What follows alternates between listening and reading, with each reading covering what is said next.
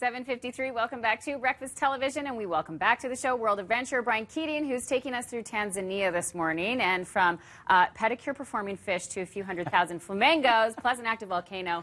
All of these things in under 4 minutes. Well, we hiked from the highlands of Ngorongoro Crater, which is a rich, beautiful green part of the world, very high. And here we are at Empekai Crater. So this is right next to Ngorongoro. We spent the whole day getting here by car.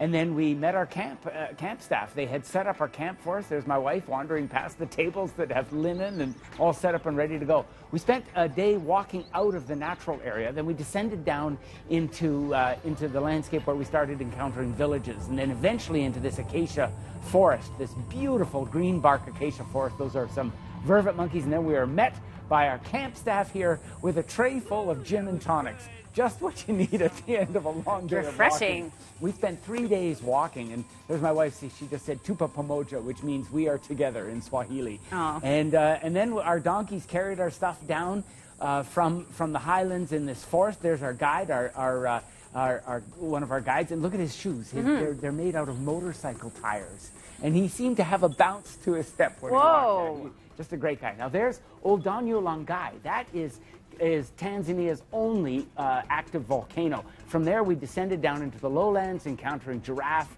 and zebra and thousands of Abdim storks. These storks come during the rainy season. We were there just 2 months ago during the short rains. There's the camp that we stayed at, right in this area near Lake Natron. And the joy of this area was this spring. A huge spring bubbles out of the ground right next to the camp.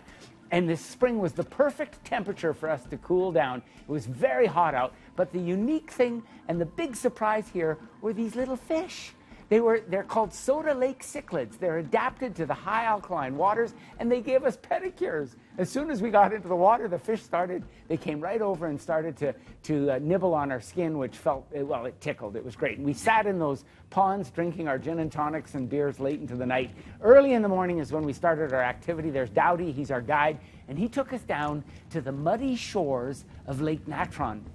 And Jill, this place is unbelievable. I brought my spotting scope with me because of the flamingos.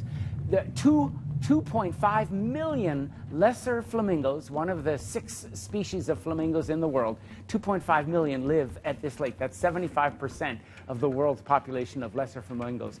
Now, we happen to have a friend of the owner of the camp. He was there with his ultralight. I talked him into taking me for a ride early in the morning. On the last morning I was there, and we taxied down a little dirt runway strip here, just right beside the camp, past a dead wildebeest, and then we were up.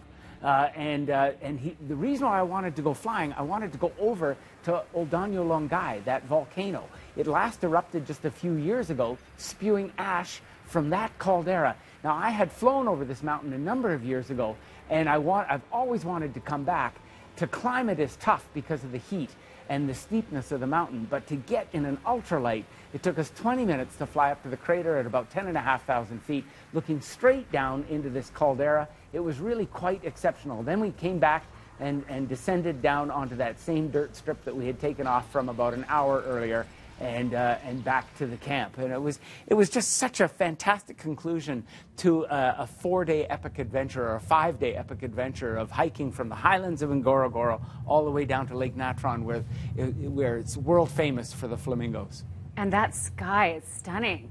Oh, look, the whole landscape is just, it's surreal.